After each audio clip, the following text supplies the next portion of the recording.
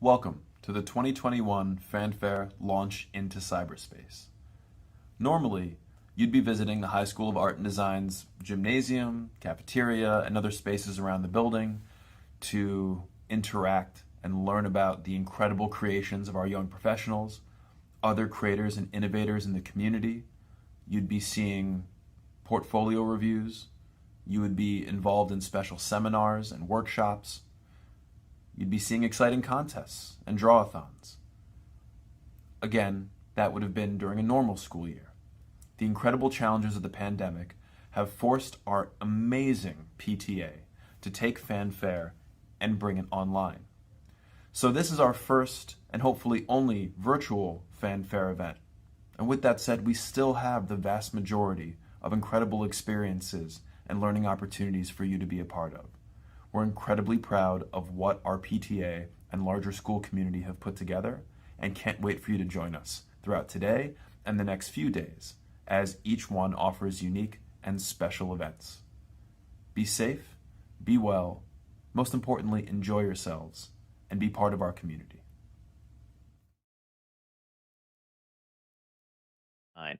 Graphic design is all around us, and when done well, we probably won't even realize it. So this is just a way to see how the curiosity and a broad array of interests can help push the opportunities in graphic design beyond your expectations. And I'm going to turn it over to the moderators, Catherine Glass and Tahis. Have fun, guys. All right, so I'm Kat. I'm a junior, and this is Tahis. She's a freshman. So I'm a graphic design major. Tahis, what you want to tell her what you're doing? Well, like Kat said, I am a freshman, so I'm not majoring in anything yet, but we're picking soon, and I really want to go for graphic design. I find it so incredibly interesting. And right now, being a freshman, I'm in my foundation year. So we're learning a bunch of these different skills. You see how we're segueing here? Oh, yeah. So I'm learning a bunch of these different skills to help us make the decision. And that actually leads us to our first question, which is, how does the knowledge of multiple disciplines help you thrive in the design world? Well, I put together a quick little intro so we can start talking about that subject, and then we'll come back and talk about more questions and answers.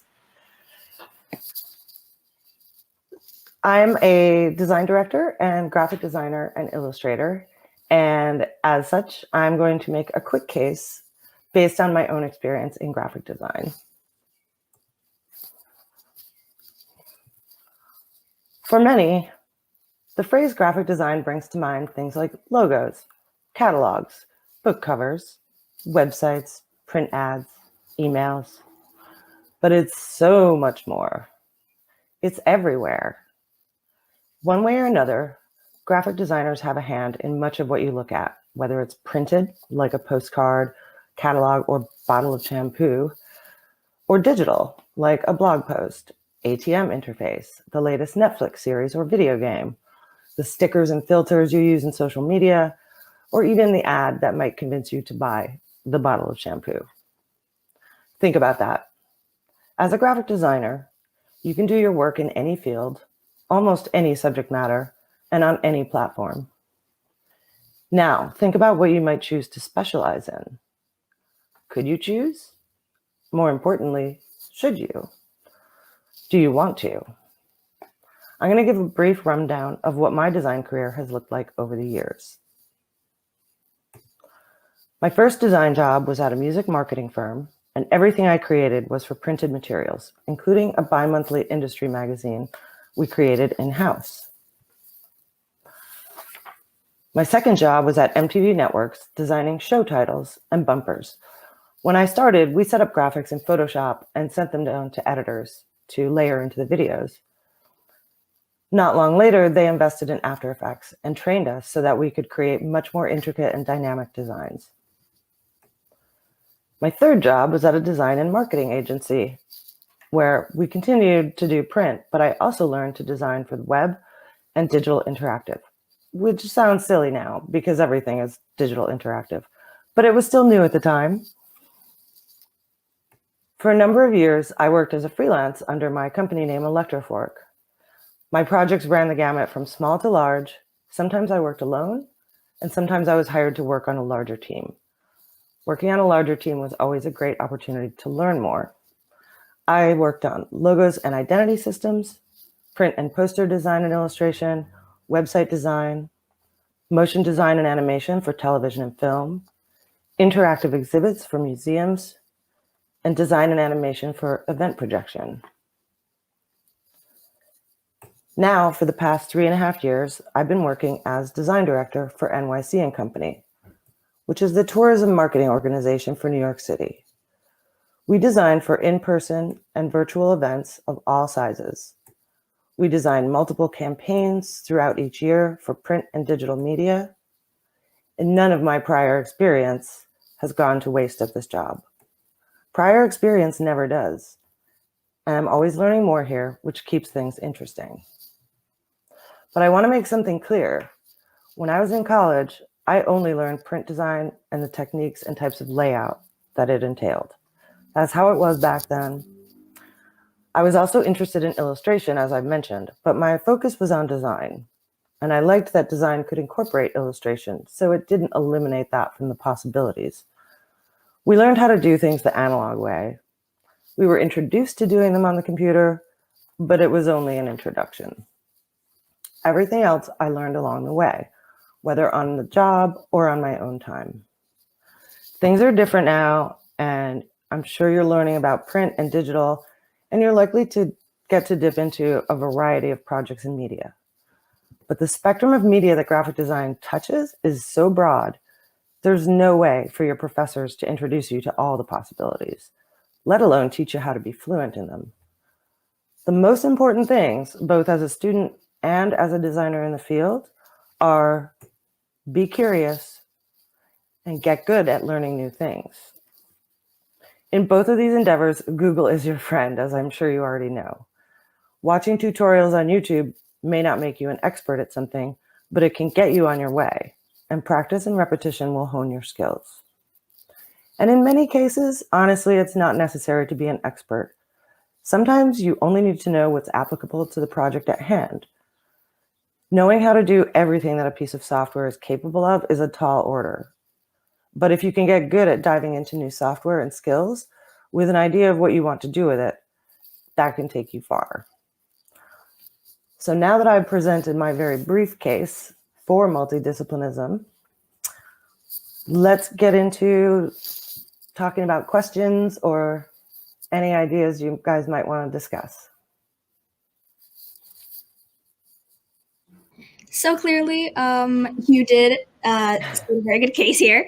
It really did bring up how these multiple disciplines help you thrive in the design world. I think my first question is answered. Excellent. That's what I think is a great slide. So now that we've talked about all these all these good things, I think Kat should take it away from here. So you know all these things, but what were the challenges you faced while learning these things and continuing to thrive in the design world? I'm going to keep using the thrive thing, but thrive.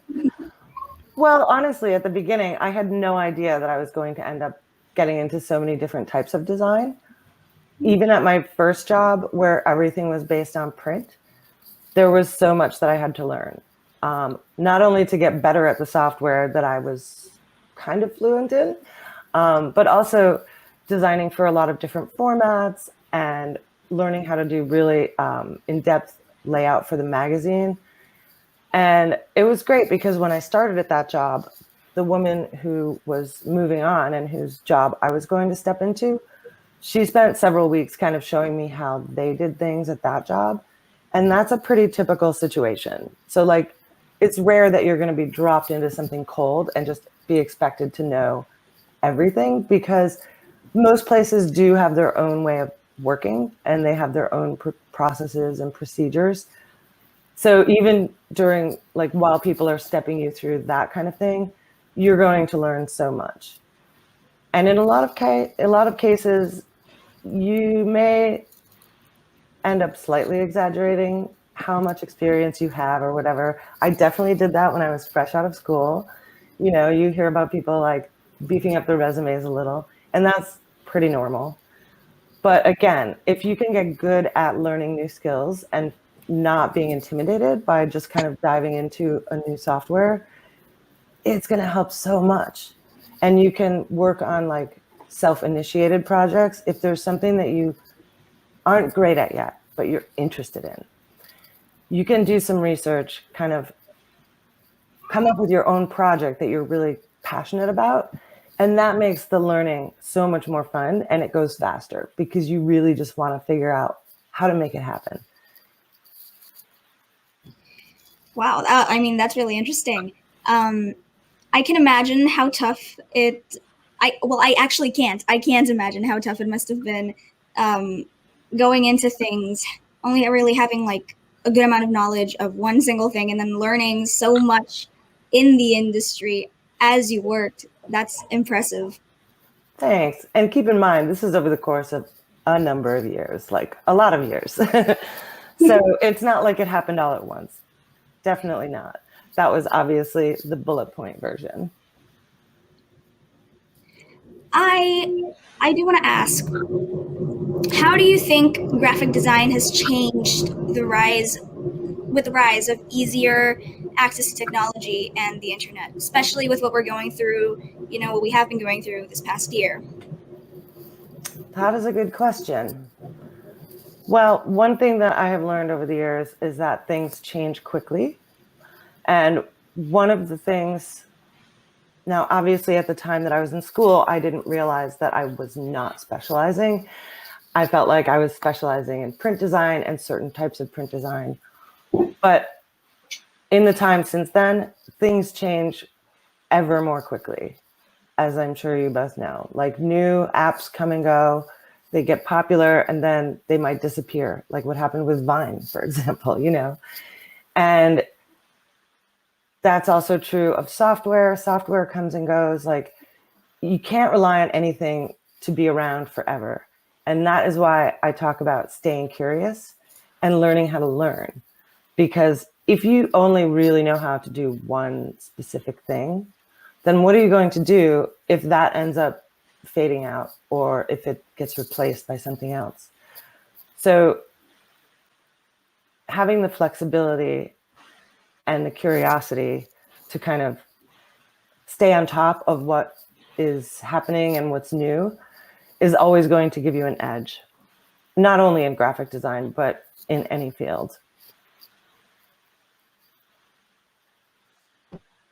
Right. That's very true. I feel like it's in cases like these when you really have to learn the most you can and just honestly try your hardest to constantly keep learning, because we're always going to have to keep changing up the way we do things. You can never really stay comfortable in this industry, I think. Yeah, that's very true. Because not only do trends and color palettes and typefaces and styles, those are constantly evolving. Also, the way that we create them is constantly evolving. One good thing, though, to keep in mind is that whatever skills you collect along the way, knowledge is transferable. So even if you have to learn how to do something in a slightly different way in a new app or new software, you're going to bring with you all your skills, all of your knowledge of things like composition and what works, visual hierarchy. Those things are always going to be important, no matter what the software is or what the final end result you're creating is. So if you spend, a year working on print projects and doing page layout, for example, or catalogs, all of that practice and experience is definitely going to inform everything that you work on thereafter. One thing that is really helpful when you're working on your portfolios, I mean, this is down the line for you guys, but obviously you're starting to think about these things, starting to think about what kinds of design you'd like to do. And self-initiated projects can be really helpful. And one thing that is really helpful for kind of showing potential employers or even showing colleges that you are flexible and adept at learning is showing your process. Like when you're working on a project, it's really great to save evidence along the way. Like any sketches that you do, or if you start with a mood board, you know what I mean? If you start with a Pinterest board to kind of gather your inspiration and think about, you know, the look and feel that you're going for, anything from mood boards to sketches to your initial designs, all of that is really helpful because it shows that you're like really focused on the process and on learning. And especially if you're doing something that's going to be in a new skill or a new format or software, showing your process of both learning and developing your skills will be really, really helpful in showing prospective employers that you are good at learning. Right. Definitely, for sure. With all that being said, Kat and I were also thinking of keeping the atmosphere a little bit more lighthearted as well. Sure. You know, this is pretty in-depth stuff that we're going into. So real quick, we just wanted to take a small break from that, and we wanted to talk about some of your projects, actually. And we actually wanted to speak about the more unconventional ones, because we're sure you had to really rack your brain sometimes to, have creative solutions to some pretty bizarre project briefs. We all have. Yes. So, yeah, what are some unconventional projects that you've had to work on? Well, one of the most unconventional ones that came my way was doing video editing and animation for projections on a stage for, I guess they were dance performances on a cruise ship. And they had this whole array of they had a playlist, and we had to research video footage and just sort of how to convey the feeling of these different songs in a way that could be a backdrop, that didn't distract from the dancers, right? But kind of made it more exciting than just a plain background. And that was really interesting and wild. It almost wasn't, I wouldn't have thought of it as being a graphic design project because it was really more about video and animation. But we did storyboard it, and we kind of had to think about the flow of imagery. So that is definitely one of the most unconventional ones that I worked on. One of the most fun ones that was similar was another projection for an awards show. It was for the Council of Fashion Designers of America award show at Lincoln Center. And they had an architect design this big custom built backdrop. Wow. And we projected the names of all of the nominees onto the wall. And they had a Lifetime Achievement Award segment that was for, who was it for? I'm forgetting now. Sorry about that. Anyway, the designer who received Lifetime Achievement Award, they had the wall move, part of it moved up, and this Swarovski crystal curtain came down, and we were doing projections of video, and it was amazing. That sounds amazing. That sounds cool. Yeah, for months we were designing it all on a 3D model and kind of just doing, here's what it will look like. And when we went in for the rehearsal and we were in that space with a 70-foot wide backdrop, it was just wild. It was so exciting. Yeah, that sounds, especially because when you're thinking about how something's gonna look and then you actually get there, it's like something else entirely. It's different. It feels different. It's not, because it's always gonna be better than you imagined. Especially if you're really proud of your work, it's always gonna be better. Yeah, the scale you can't even compare. We had done some early run-throughs at just an empty studio that was only about half the size of the real space. And even that was very exciting to see it go from like this tiny thing on screen to, make sure that the type is legible from 40 feet away, etc. Right. I mean, actually, Kat was the one that was really excited about this question about your unconventional project. So I think she should take it away from here, honestly. Yeah. I mean, I'm like going into getting ready for college, so portfolios and I guess coming up with as many art pieces as I can is sort of what I'm doing right now. I'm looking into Cooper Union because they don't make you choose a major at all. So I really can master multiple disciplines. Absolutely. So, yeah, and I've worked on certain projects that are just, never what I expected graphic design to be, because when I grew up, when I was little, what I knew as graphic design was book covers, because that's what my mother's always done. And so just coming in and suddenly I had to do, I had to create a TikTok for an assignment. And I was like, this is not what I signed up for.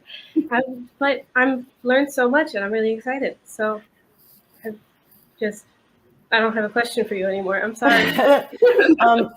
Well, I'm glad you brought up social media, because that's something that a lot of people do not associate with graphic design. But at my company, we create tons of posts and stories, and we create videos. And one of the biggest challenges, I have, as I said, I worked in TV and film, so I have that in my background. But then coming into this situation where, okay, you have to create a wide format for YouTube or for a website. Mm-hmm. You have to make a square format. You have to make the tall format for stories. And it's all stuff that you have to think about. Like when you're storyboarding, how am I going to lay out my text or imagery for each format? How can I make it work in each format or appeal to the audience for each format? And it's really wild. Like I definitely did not imagine that social media was going to end up being a big part of what I do, but it's really fun. And as you said, you learn a lot. Yeah. I'm actually curious, you're working for the NYC Tourism Marketing. Mm-hmm. So what's it like seeing your work all over New York City? Because that's incredible. I mean, it's amazing. It never gets old. When you're walking down the street and like something pops up on the link screen and you're like, oh, we made that. It's very, very exciting. We had a couple of things over the winter. We do Restaurant Week, which has been around for about 25 years, and it's a staple of New York City life. And during last winter, of course, nobody was going to restaurants, so we converted it to Restaurant Week to go. So it was for ordering takeout, and we had a couple of really huge billboards in Times Square that had like my illustrations and our design, and it was super exciting. I can't even imagine what it must be like seeing your work on a billboard in right? Wow, that sounds truly incredible. And that is within the realm of possibility if you're studying graphic design. Like honestly, almost anything is. You could end up working in film. You could end up working in like comic books.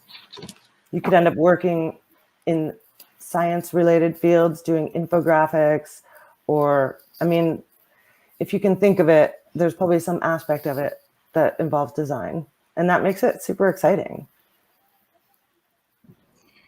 Right. It sounds like it. It really does. Oh, this is making me excited. That's good. Man, I'm kind of glad I'm thinking of choosing graphic design now. Do either of you or both of you want to tell me about, like, I don't know, either maybe your most challenging or your favorite project that you've had so far? Well, I guess I only have really one project that we did, graphic design related. So I'll go first so that Kat has some more time to speak. So we had to make playing cards. Nice. We could just draw them digitally or, traditionally, but we didn't actually have to get a set of playing cards. We just had to choose like a few that we wanted to recreate and then make the art for it. So I chose the 4 4s, and the 4 face cards. Nice.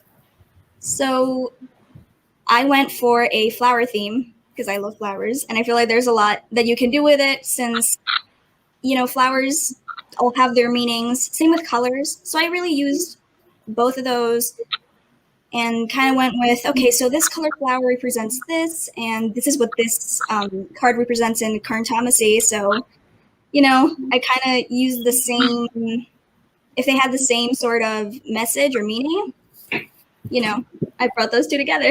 That sounds so great. And I'm actually really proud of how that came out. Excellent. That's a great project because there's so many different ways you can approach that. Definitely. And some of the other kids in my class, I'm telling you, they had some incredible artwork on there too. They were really good. That's great. Okay, sorry. So Kat, go ahead.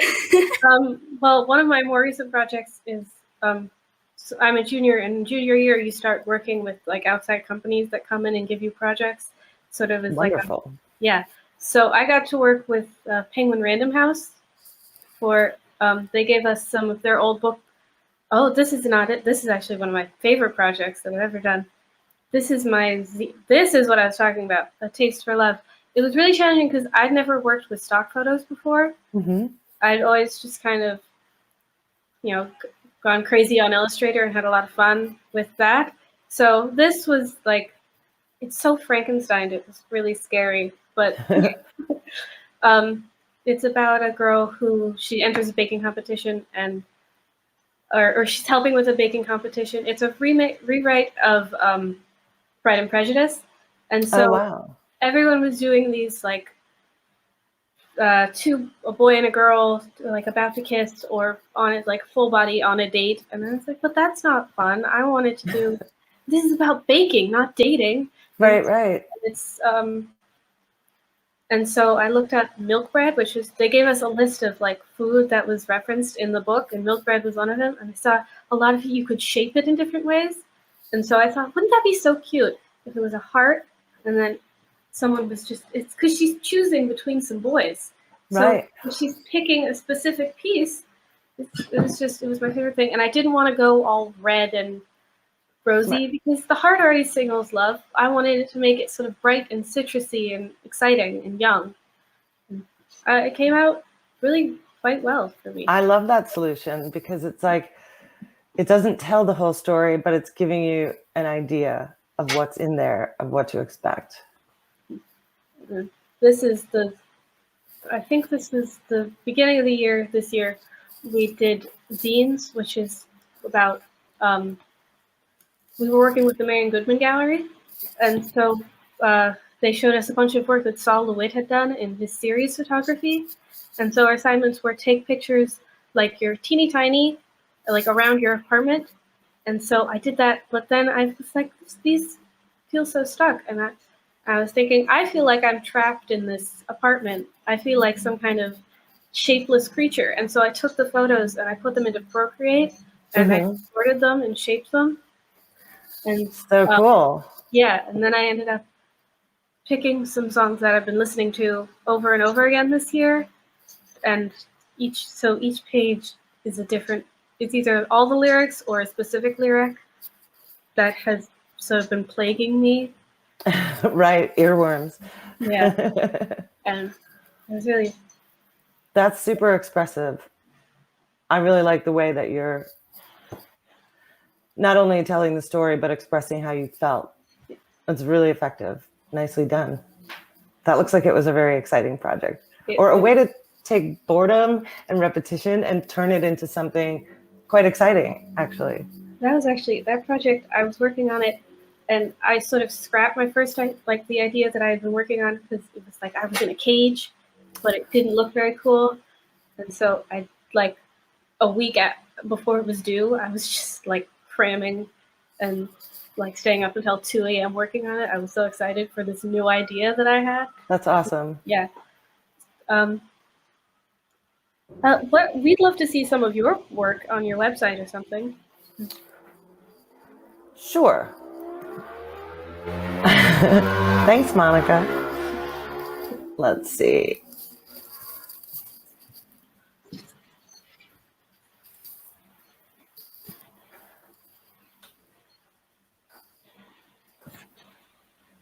Let me switch my sharing to a different.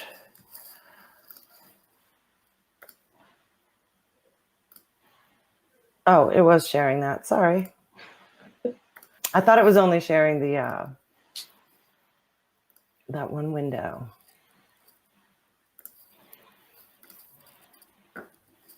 So you guys are sharing that right now, right? Yes. So how about if I brought up the site so I can kind of go through it and maybe talk about some things? There it is. All right. Let's see. This one was super exciting, and it was, gosh, I was going to say it was just last summer, but obviously COVID happened, so it was 2 summers ago. This was like one of probably the largest event that I've ever worked on. New York City was hosting World Pride in 2019, and we had a large team of people at work covering all sorts of things. We threw parties for organizations, for LGBTQ organizations, and we had an opening night at the Met, and we made swag for the marching contingent. As you can see here, we made fans and t-shirts. We designed and had this big sort of plexiglass mirror created for a number of the events. And it was kind of like designed as a selfie moment of like a feeling seen, you know what I mean? And also just as a photo op. And it just involved so many things. We had projections at the Met. Here's some pieces that we designed for one of the locations of the parties. Window decals. There's some pictures of the marching contingent with all the various fun swag. That was an honor and a pleasure to work on for sure. Here's something that maybe you guys have seen around. I designed the logo for the Fight for 15 movement a couple of years ago. That was a really meaningful and important project because I certainly support raising the minimum wage, and they had me do this kind of send up of Donald McTrump for a big march to get McDonald's to raise their wages.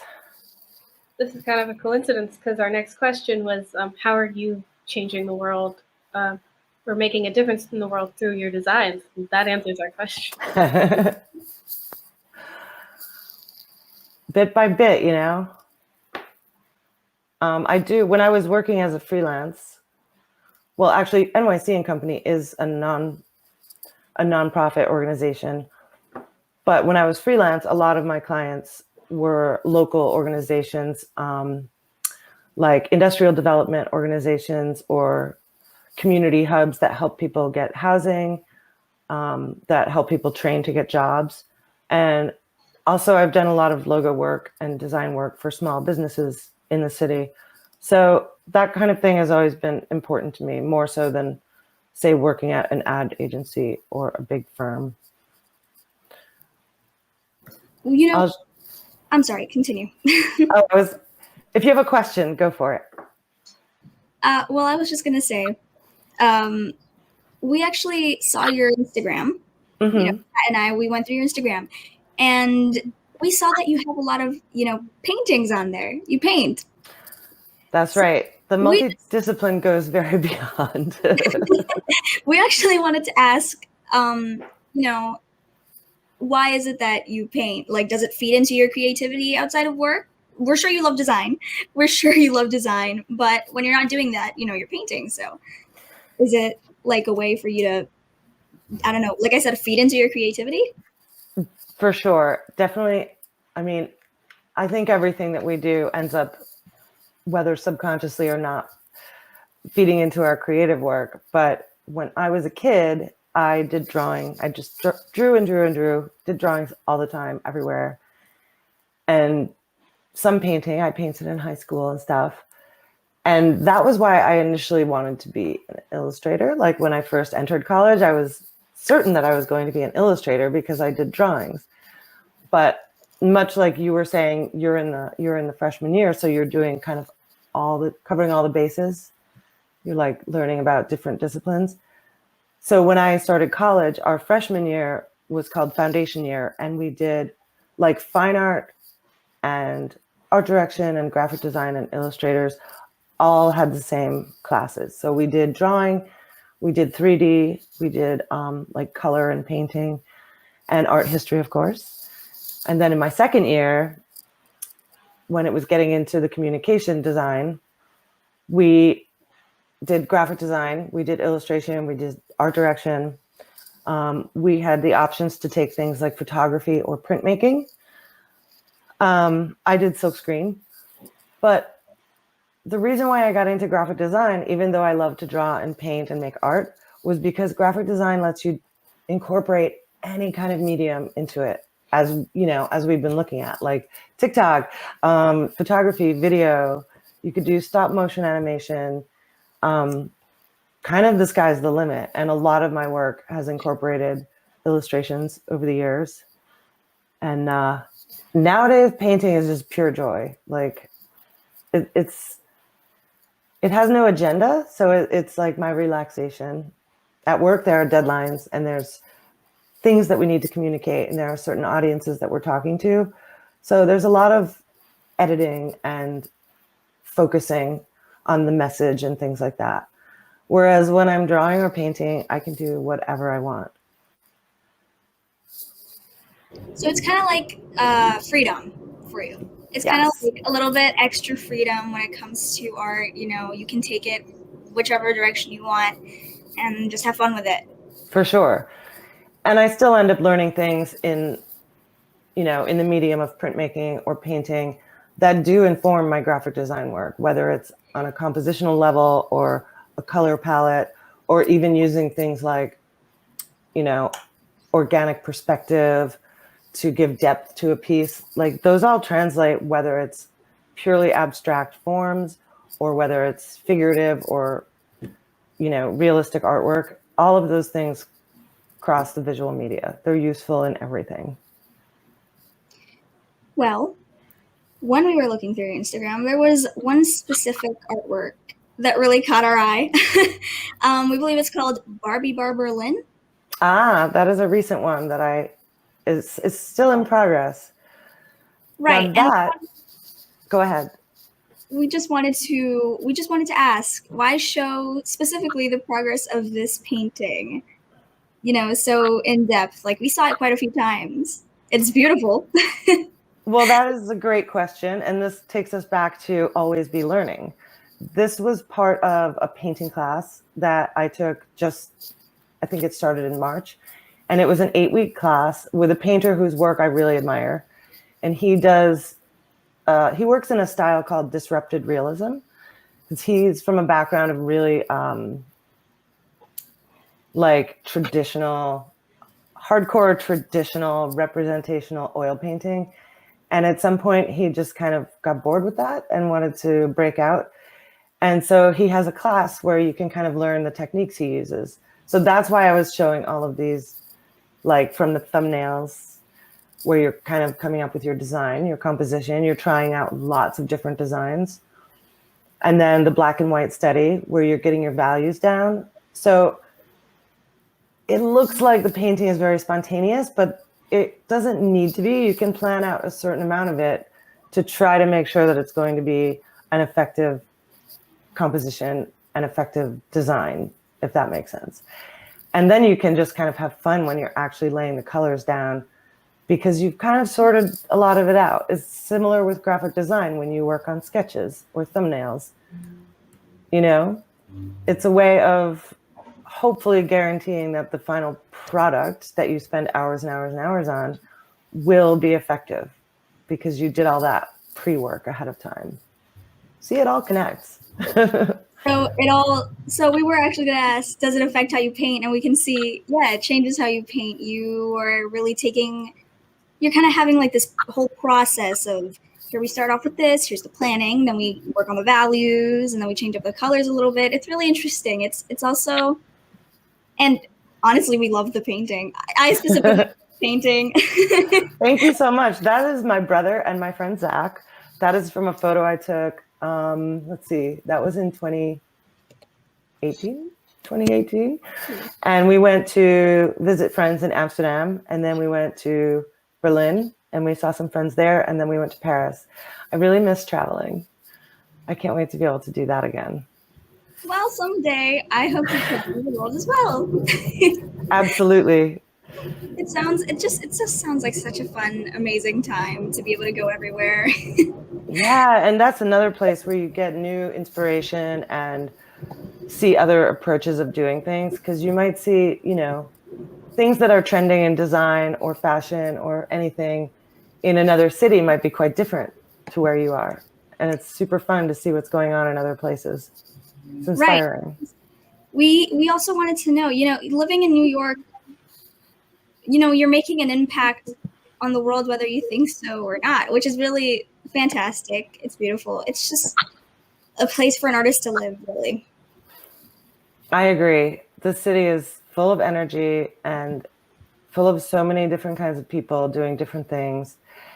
And just being out, like walking around and people watching, is really inspiring. And I love it. Yeah. All right, guys. Well, we're sure, Ken and I are sure that you've had enough of us chatting. So how about we hear some questions from you guys for Liz, from the audience. So for one of the questions over here, we have, how do you come up with the compositions for new pieces? Sorry, I'm a little blind. That's all right. I'm wondering, is this more of a question about design or about the painting or art pieces, or all of it? That would be great if you could clarify for us, please. Another question that we see over here is, in the business, have you ever had to fire a client? Fire a client.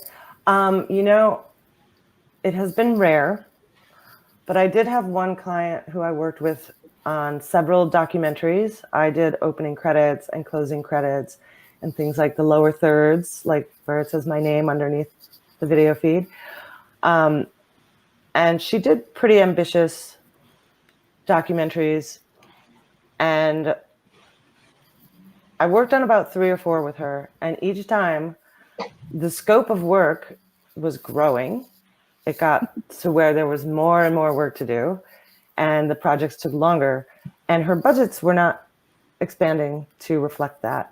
So at a certain point, I tried working with her of saying, like, okay, this will include bing, bing, bing, X number of hours, X number of final pieces, but it always ended up being more than that. And I certainly didn't want to leave the project unfinished, but eventually I had to stop working with her. I didn't necessarily fire her in the middle of a project, but I basically said no any other time that she... It was just, okay, so it's just like really taking up too much energy, too much time. Well, it's just that if something increases in scope from the initial agreement, then it's really important that the budget reflects that, because otherwise, basically, a bunch of hours I'm working for free to finish something, and that's not fair. Exactly. Especially when it's hard work. So, yeah. Okay. Here we go. In general, all of it. Okay. Well, the painting, for example, that we were just looking at, as I said, was inspired by a photo that I took. And one of the things that was great in the class that I was taking, the painting class, is that the painter that was teaching us, he was like, it's great to have a great photo to work from, but it's easy to become a slave. And maybe the photo is not actually a great composition. Maybe it's just fun or colorful. And that was why we work on doing small, pure black and white thumbnails, because you can make the design however you want in that small format without looking at the details. And then you can focus on how to adjust the values and the colors to make it your own design, even though it's based on a photo. Excuse me. Graphic design wise, it's kind of more wide open because it's never based on like a single reference point. With design, a lot of it comes from, you think about first and foremost, what is the format? For example, is this going to be on a billboard or something that's really big that people need to see from far away? Because if it is, you really want it to be bold. You want the type to be huge so that they can read it. And you need to think about your hierarchy. If it's a static billboard, what you want them to see first, second, third.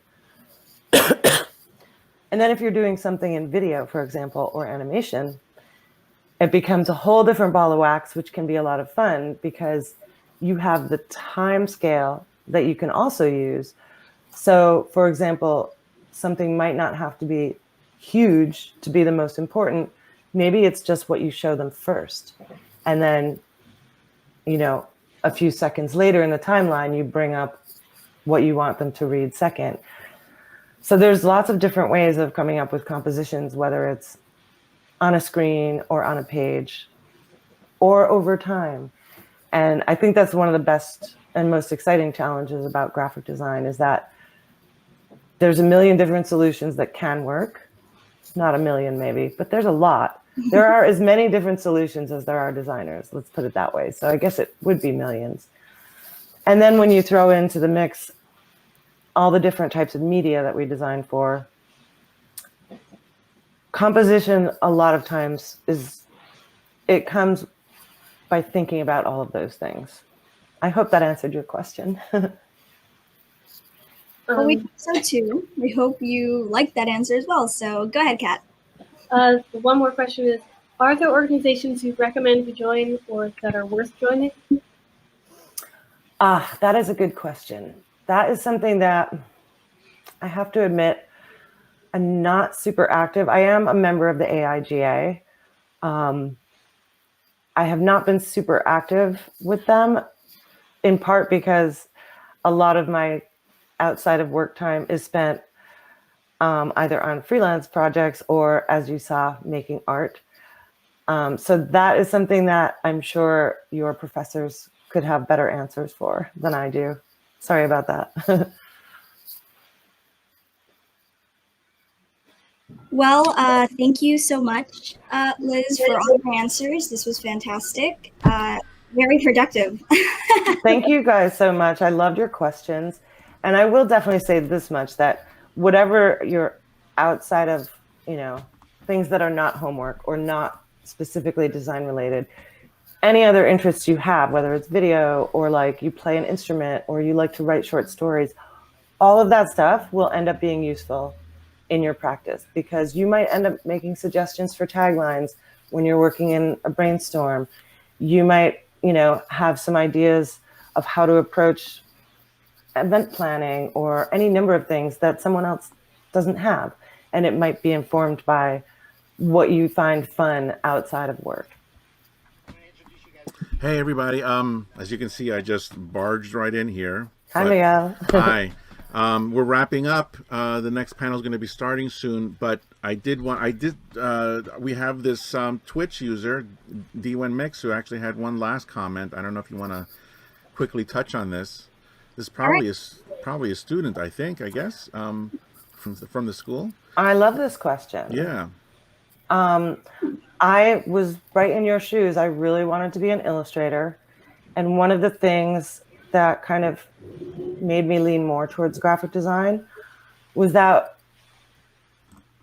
well, in illustration, they really kind of want you to find your niche. They want you to find your visual voice and stick with it because that is what becomes your trademark. That's how people recognize you. And that's a wonderful thing. And it's amazing if you can do it. But to this day, I don't have like one single style, and that didn't seem like something that interested me. But having gone into graphic design, I have made so many places in my career where I have incorporated illustration, including my current job as design director. I do illustrations for Restaurant Week, which I didn't end up going through too many things on my website, but you guys can go to electrofork.com and you'll see that there's a lot of illustration work in there. And if you have things to show your potential clients, then they might find a place for it. Or they might say, oh, can you do something in this style or that style? And I think that you can incorporate it as much or as little as you want, depending on where you're working or what kind of projects you're on. That was great. I have to say, the work that you showed was really something else, and I think, as we discussed earlier, Liz, when we were first getting to know you, we all, very much like agree. It's not like the strength of it; it's more like what it encompasses, graphic design, and it almost feels like that person's question kind of can be answered by themselves. Like, if you want to do more illustration and graphic design, you can. But every graphic designer that I've ever met seems to have their hands in a lot of things, sometimes focusing on one thing. I mean, you can even can just be like the typography, Sure. just that by itself. But it really is an amazing major, and Kat's leaving that, or close to leaving that major, and Thais is maybe just coming into that major, and so it's interesting to see how all that works with this school in this 3-year of the program. So we're gonna, I guess, close it out. Do either of the students, do either one of you want to say something to close out? Well, I wanted to add on to what Elizabeth Dagger said. When I was a freshman, when I was deciding what major I should pick, they were doing shows in the Kenny Gallery in the lobby of our school for each major. And when the graphic design majors were doing it, they were so excited to talk about everything. And their favorite thing to tell everyone was, you get to do pretty much, you don't have to choose a major. You're doing everything. Yeah. And so I remember talking to a friend of mine, and we were just like, we don't want to choose a major, so why don't we go to graphic design? Because it's amazing, and I've still struggled to define style. So, and I really enjoyed and thrived in the environment of graphic design. Excellent. So I'm happy to hear it. I enjoyed seeing your work, Kat. Yes, definitely. I've been trying to find your work, Thais. I'm searching through the Spring Arts website to find. I have here the 5 freshman teachers: Alexander, Filardi. Who's your teacher? Lundy. Oh, Lundy. Okay. Because we can, since we showed Kat's work, maybe it says here period 1, 2, 3, 6. 1. 1. Okay. wow. Sorry. Well, let's see if we can do this. He's gonna find it. We're trying to be very. Oh, here it is. Okay. I'll just quickly pop this up just so we can give fair, to everyone here. You're not going to say anything I've ever done, because nothing even gets close to this. But here you go. Those are the cards. These are the playing cards you were talking Cards I was about. talking about. Beautiful. These are the 4 face cards. Very nice. Tell me about the ace. Okay, well, the Ace of Spades is also known as the Death card. Yes, it is. So for a black background, because black universally represents death, and I went for an orange chrysanthemum because chrysanthemums also represent death, and in Mexican tradition, they put these flowers out on Dia de los Muertos. So I just felt like it all really went well together, and of Very course nice. the little leaf in the shape of a spade. Yeah, I like the leaves that you adapted for the 4 symbols. That's great. Thank you. I appreciate it. Thank you as well, Miguel, for putting that up there, finding it. I was like, tell me where it is. I'll put it up. Well, this was the fantastic. Again, I know the Liz that we put up your website. We'll put it up one more time. We really thank you so much for coming by, and I hope this inspires folks to definitely join up. And that one is my fine art, but there's also electrofork.com. Oh yeah, which is the actual graphic design stuff. Look at me. I'll do it right now. Electrofork. Yeah, that was where we were. That's where we were just before. I just know that. Where did the name Electrofork come from? Yes. Well, and what did I tell you about an hour ago? Yeah, I invented that way back in the early days when there were not as many websites as there are now, but by inventing a word, you're much more likely to come up to the top of Google search, as opposed to if you have like a normal noun or what have you. Just a little note. This is like a smart little business move. That's right. That's why apps all have names that are like, that's not a word. But that way, they're the first thing you find when you search for it. My business is computer tech and whatever, and I was telling her earlier, I like Electrofork. If you try selling that domain, you're going to make a pretty penny. You're not going to find any domains for sale that are two nouns. Even a word like electro, especially, you're not going to find them for sale, or at least not for a pretty penny. So the folks that got in early are the ones that got those sort of names. And that, I mean, listen, that's a good tip for folks out there. If you want to jump to the top of the Google searches and you got a big wallet, a word. invent a word, or pony up for some of those big earls out there.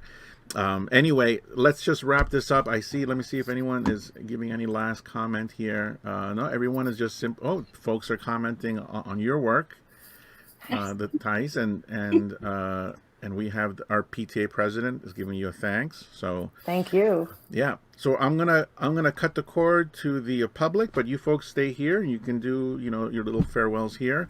But we're going to say the goodbye to Twitch land and YouTube land and Facebook land. And again, thank you very much, Liz. It was a real pleasure. Thank you so much. It was great.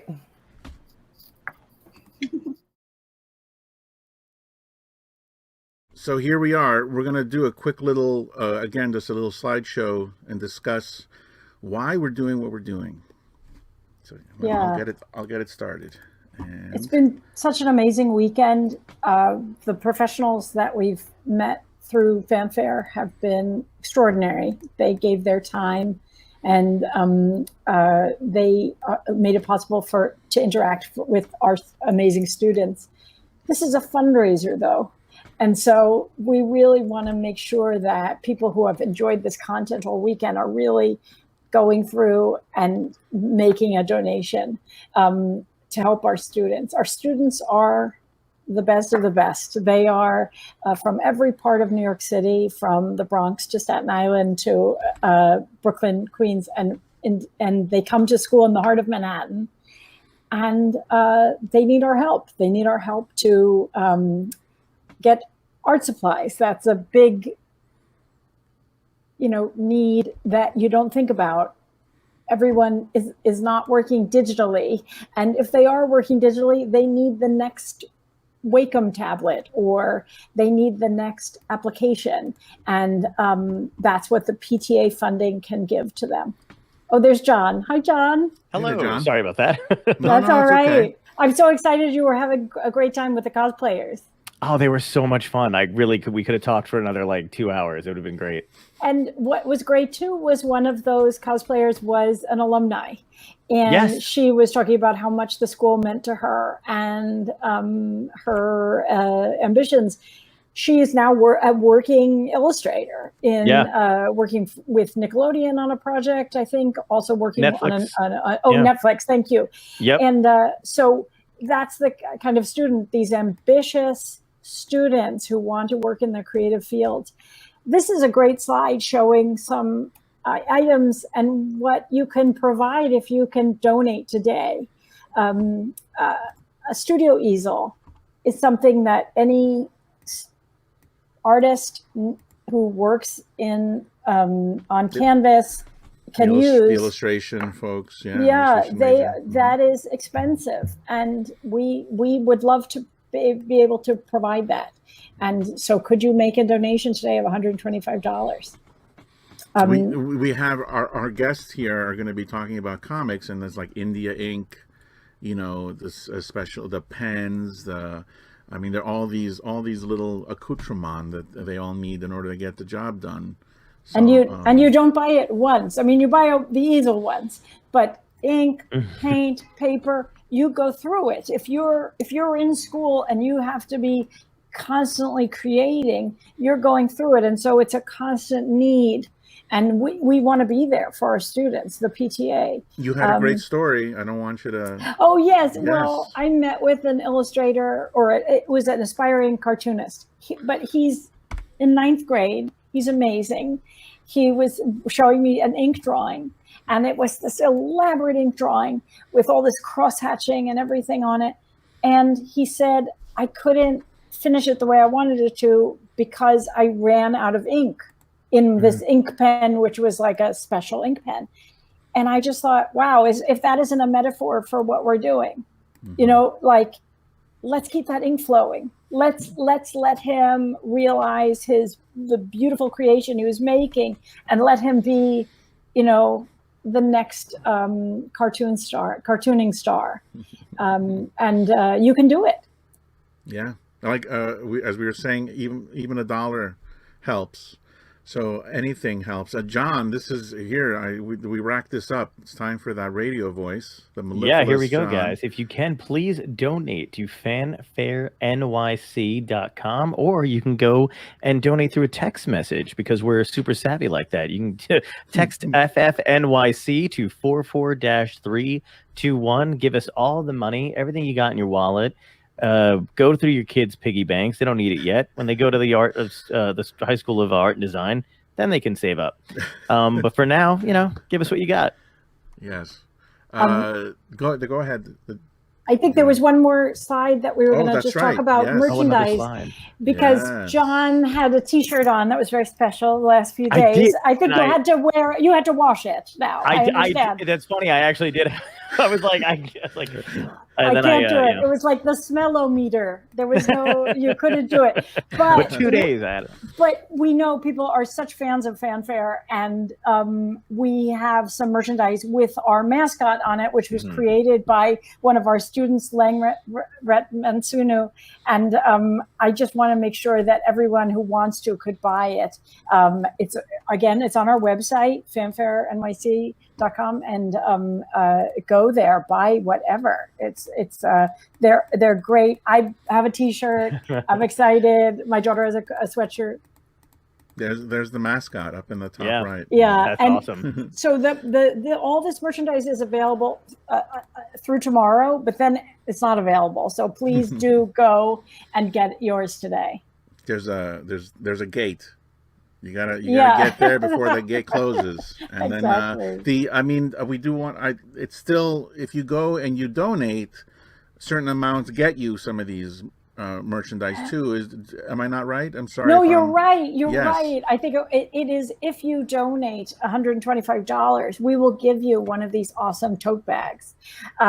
We also have little limited edition button packs. If you donate $50, we will give you a limited edition button pack. We don't have this pictured because it's not for sale. That's a special gift just for our friends who donate more than $50. And if you donate $1,000, Joanne, myself, and Miguel will come to your house.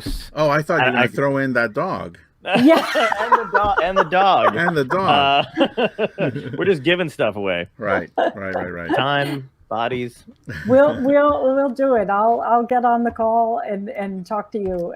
Talk you through that, writing that $1,000 check or making that donation. But one more zero. thank you. One more zero. That's right. Exactly. Right. Exactly. Thanks.